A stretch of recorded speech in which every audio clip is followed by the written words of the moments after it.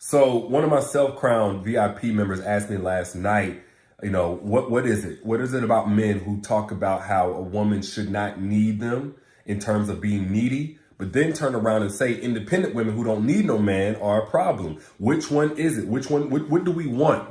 I always say this: no, you should not need a man. Why? Because no healthy, whole, healed man needs a woman to need them. No healthy, whole man needs that. What healthy men need is for a woman to be able to intentionally create a space in her life where she can create interdependence based on how she values that man. Interdependence, which is two independent people coming to rely on each other because the trust has been built there. But whenever you just walk around needing a man, you can never truly value a man. So as a woman, this is the way I would say to relate this to a man in your life who goes on that whole, if you don't need a man, why am I here? If you don't need a man, why am I here? You can let him know, first off, it's in his best interest for you not to need him. That means you're coming from a place of some type of void that needs to be filled, some type of brokenness, something that's incomplete.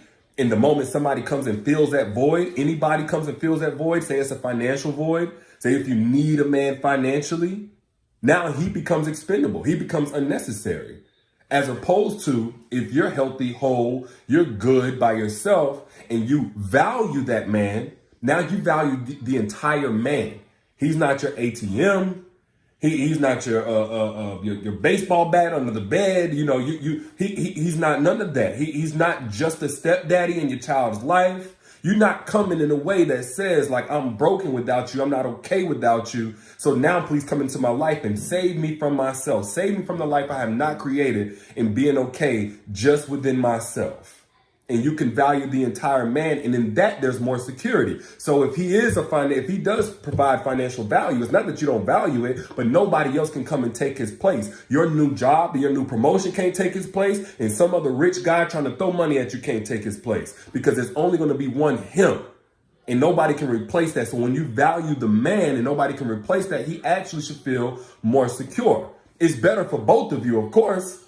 Because if you go around needing him, I don't have to tell you this, but if you go around needing a man, of course, the moment that he snaps his fingers and says, I'm out, everything becomes uprooted. And that ain't good for you either, but it really ain't in his best interest. So no, you should not need a man. You should not be needy. That's not what you should be. You should be able to find value in a man and allow him to qualify himself for interdependence, which requires a certain level of trust. But I'm going to tell you why a lot of guys really want to be needed in a woman's life. It's not because that's the natural order of things and, you shouldn't be too independent, blah, blah, blah. No, a lot of guys just don't want to be alone in their own need for a woman. A lot of guys, we put that on women. Oh, y'all be out here talking about y'all don't need a man. Or we like to say that y'all are too needy for a man. The truth is a lot of guys are out here needing a woman. And I say needing because truthfully, it ain't that a lot of guys are needing a woman. A lot of guys are really needing a therapist. They're needing a redo of their childhood, which caused all of these different traumas and triggers that they're projecting onto women. But that's a different conversation. We ain't going to get on that right now. But a lot of guys don't want to be alone in their need. And these are the type of guys, it's like one or two ways you can kind of tell if a guy's coming in broken, incomplete, unwhole in their need for a woman. If a guy has like 10, 11 different women on the single scene, but he desperately wants to be in a relationship and then gets into a relationship and all of those needs and expectations fall on that one woman, that man is broken. That man is incomplete. He wasn't just doing his thing as a single man and then transitioned to being in a relationship. No, he had an unhealthy expectation of women to begin with. So it took 10 or 11 different women, but of course they can't hit the spot. So then he placed it on one woman. And this is the type of situation where that woman will burn herself out trying to be everything that man was getting from 10 different women just to fall short and get blamed for however he reacts and retaliates. Put I down in the chat if you've ever been in that situation. You had a guy and he was really, really single. And then when it was all on you, it seemed like you didn't have space to be just one woman. You had to have the availability of multiple women. You had to have the mood of multiple women, always in a good mood, always physically available, always on point, never able to make a real mistake without him becoming a totally different person, which is the second way you can tell if a man is in need from a very unhealthy place for you, is if he becomes a completely different person the moment that you miss a spot, the moment that you miss a step.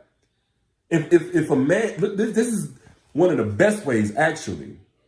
Whatever way, it can be sexual, it can be emotional needs that you fulfill. Everybody has, relationship needs. If you ever miss a spot, if you ever come up short, and if everything about this man changes, his value system changes, the way that he talks to you changes, his personality changes, everything changes the moment that you're not coming up for him the way that you normally do. That man was incomplete without you. That man was not whole whenever he met you. Now, nobody is going to be just, skipper about their emotional needs not being met. I'm not saying that. But I'm saying if it completely changes the person, they were only that version of themselves that they presented to you because that particular need was being fulfilled by you, which is supposed to be fulfilled by themselves. So really, guys, we're the ones who walk around really needy for a woman from an unhealthy place. And even sometimes a guy will be needy for you after the relationship ends. Y'all ever notice that a guy will linger around and still watch your Instagram stories and still ask your mom and them how you doing, to ask your friends how you doing, how you been, or maybe maybe some of their friends want to be cool with you all of a sudden. They want to be buddy, or they want to be just friends with you and nothing else. Oh, I'm good. I just want to be your friend. I just thought we had such a good friendship. I don't want sex. I don't want relationship. I don't want nothing. That's a man who is needing you. And what he's needing in this space, let me just keep it all the way real. The reason why a guy would do this is because he's really keeping tabs on you.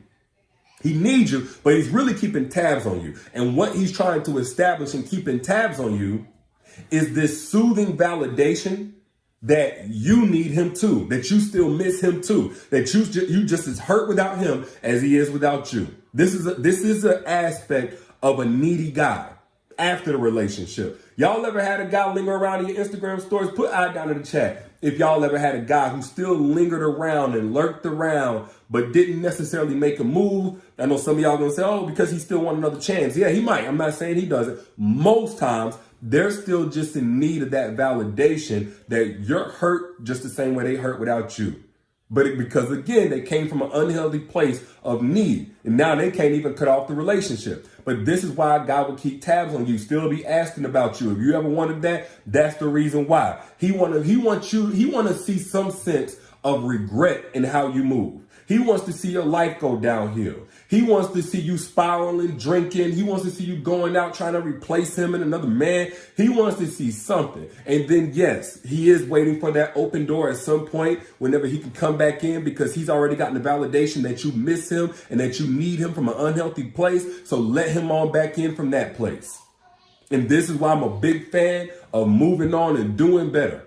Not that this guy has the most horrible character in the world, but clearly if he's operating from this unhealthy place and he's putting more energy and effort into seeing whether or not you're just as unhealthy, so can y'all still make y'all unhealthy, toxic selves work together, you'll be better off positioning yourself as somebody who's coming in whole, somebody who's healthy, somebody who can match your energy and match the work that you put in on yourself, a truly evolved man.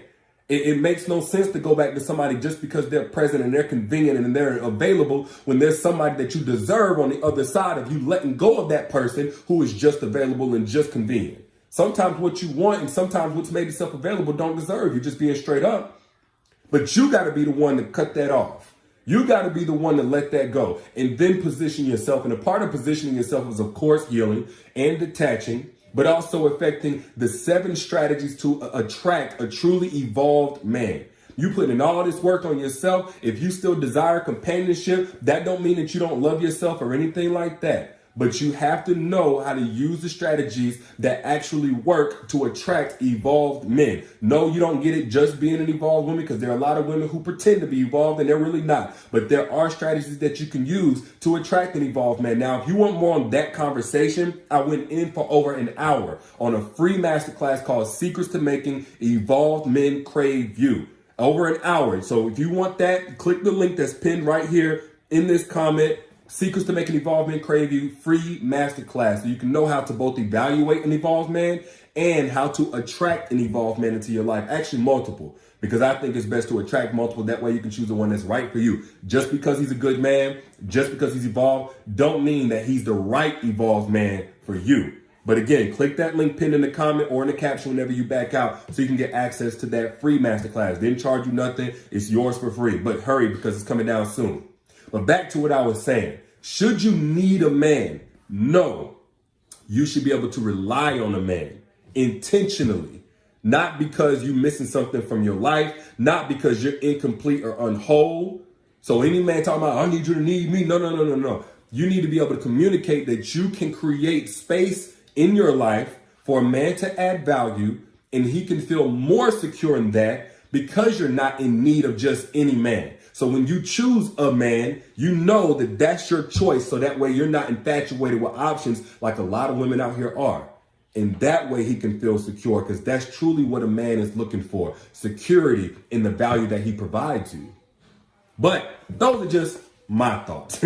Y'all share this. If you want more of this content, share this on your timeline so somebody else can enjoy it as well. And don't forget to get access, if you are in the market, for an evolved man who can match you in the work that you put in on yourself, that you ain't got to raise and try to develop and try to cultivate into a man.